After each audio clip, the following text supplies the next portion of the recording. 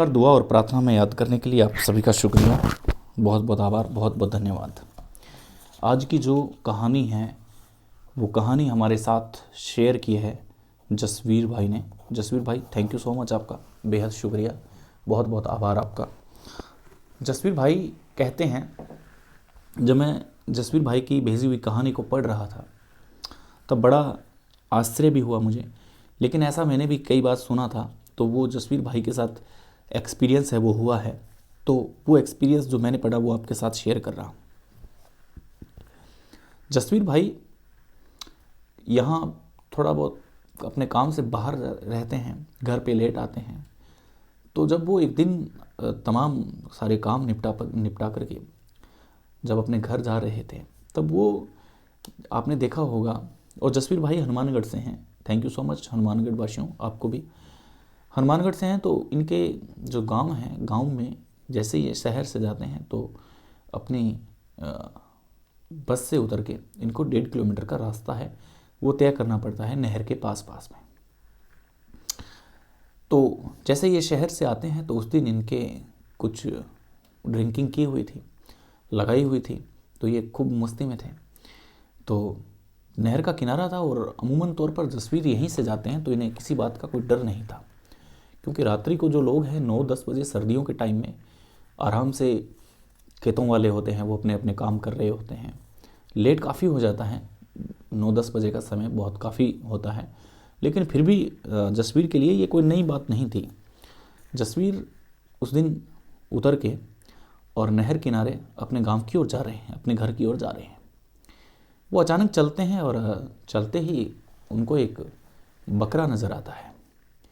बकरा छोटा सा था, जसवीर ने बताया कि वो करीबन ऐसा लग रहा था 4-5 महीने का। आसपास देखा तो कोई नहीं था, कोई ऐसा नहीं था, बकरी चराने वाला भी नहीं था कि ये बकरा उनका हो तो उनको लौटा दें। सोचा कि नहर में गिरेगा और इसकी मौत हो जाएगी, तो कोई अगर ढूंढेगा तो इसको हम घर पे ले जाके इसको बांध लेते हैं, अगर कोई बात करेगा तो इसको लौटा देंगे, कहेंगे कि हमारे घर में है, और रात को इस प्रकार से इसको पकड़ा था। अब जसवीर वहाँ से उस बकरे का कान पकड़ करके रवाना हो जाता है। 1.5 किलोमीटर का सफ़र था। जैसे जैसे जसवीर अपने कदमों को बढ़ा रहा था, आगे चल रहा था, वैसे वैसे उसे फील हो रहा था कि कुछ वज़न है, कुछ भारी हो गया है, लेकिन उसका पैक शैक लगाया हुआ था, तो इस बात से वो थोड़ा सा ऐसे था कि यार नहीं यार, ऐसे मन का वहम है। कई बार आदमी जब पी लेता है तो उसके बाद में उसको चीज़ें भारी लगने लग जाती है, क्योंकि नशा दिमाग पे काम करता है, सीधा अटैक करता है।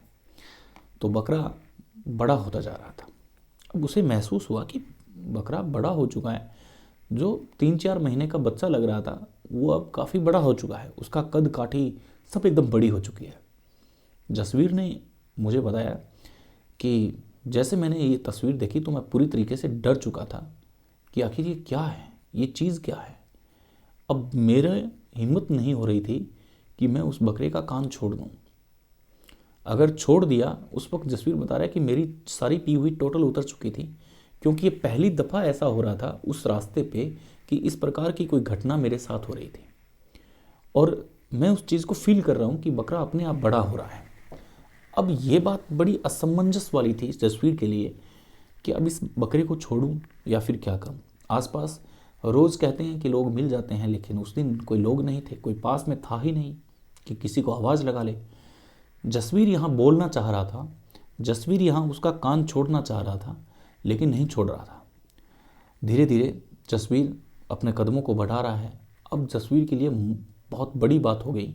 जसवीर ने बताया कि वो बकरा कम से कम आदम कद का हो चुका था, मेरे यहाँ तक सीने तक वो बकरा आ चुका था, शायद एक गाय के कद जितना।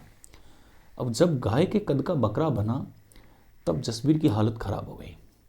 जसवीर ने ये फील किया कि आज हम मर गए, आज अगर कोई बचा सकता है तो सिर्फ ऊपर वाला बचा सकता है, इसके अलावा ऐसी कोई शक्ति नहीं है दुनिया में जो अब इस वक्त मुझे बचा ले। उस वक्त जसवीर अपने कदमों को रोक नहीं पा रहा था, अपने कदम आगे बढ़ रहे थे। जसवीर का माइंड पूरी तरह से ब्लैंक हो चुका था, जो नशा था वो पूरा उतर चुका था। अब जसवीर अपनी नंगी आंखों से उस बकरे को देख नहीं पा रहा है, बस सीधा चल रहा है, क्योंकि अगर उसने इधर देखा तो उसे लग रहा था कि कहीं ना कहीं उसके साथ बहुत गलत हो सकता है। जसवीर यहाँ पर अपने देवता को याद करता है, अपने घर के इष्ट देव को याद करता है, और याद करने के बाद में जसवीर एकाएक यूँ लगता है कि यार इसको छोड़ें, अपन इसको साथ कहाँ लेके जा रहे हैं। जसवीर उस बकरे का कान तन से छोड़ता है और छोड़ करके वो सीधा चलने लग जाता है। जिस स्पीड में पीछे से आ रहा था उसी स्पीड में वो अब चल रहा है। अब उससे बकरा पीछे रह चुका है। अब हिम्मत नहीं हो रही है जसवीर की कि पीछे मुड़ के देखूं कि वो बकरे का उसका क्या हुआ। अब कुछ 10-20 कदम चलने के बाद में पीछे से रोने की आवाज़ें आती हैं। अब यहाँ जसवीर पूरी तरीके से डर जाता है कि आज तो मैंने बहुत बड़ा पंगा ले लिया, अब ये पंगा पता नहीं अब क्या होगा, अगर पीछे मुड़ के मैंने देखा तो पता नहीं क्या है। ज़ोर ज़ोर से उसके रोने की आवाज़ें 10-20 कदम ही। अब जसवीर आगे चलता जा रहा है। पीछे से जसवीर को एक आवाज़ सुनाई देती है कि तू आज तो बच गया, आज तेरे दिन अच्छे थे और तेरे देव अच्छे थे, लेकिन अब कभी अगर मिला तो फिर तुझे मैं देख लूँगा। वो जसवीर के लिए बहुत बड़ा एक डरावना सपना कह सकते हैं इसको, क्योंकि जसवीर खुद कह रहा है कि मैं इसको सपने जैसा ही ले रहा हूँ कि ये मेरे साथ सपना ही था, रियल में कैसे हो सकता है।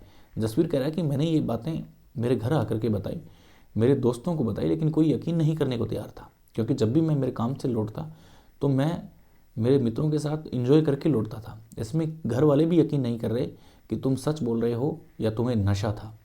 लेकिन जसवीर ने मुझे अपनी पीड़ा बताई कि सुदेश जी, मैं आपको गारंटेड कह सकता हूँ कि उस दिन मैं नशे में नहीं था, और जो मेरे साथ हुआ वो भगवान न करे किसी के साथ हो। मैं तो पता नहीं कैसे बच गया, लेकिन कोई अगर ऐसा दृश्य देखेगा भी तो भी वो देख करके उसका दिल फट जाएगा। आपको जसवीर की बातों में कितना दम लगता है, आप मुझे कमेंट करके ज़रूर बताएंगे। नमस्कार, जय हिंद। मिलते हैं एक नए ऐसे ही आपकी ही कहानी के साथ।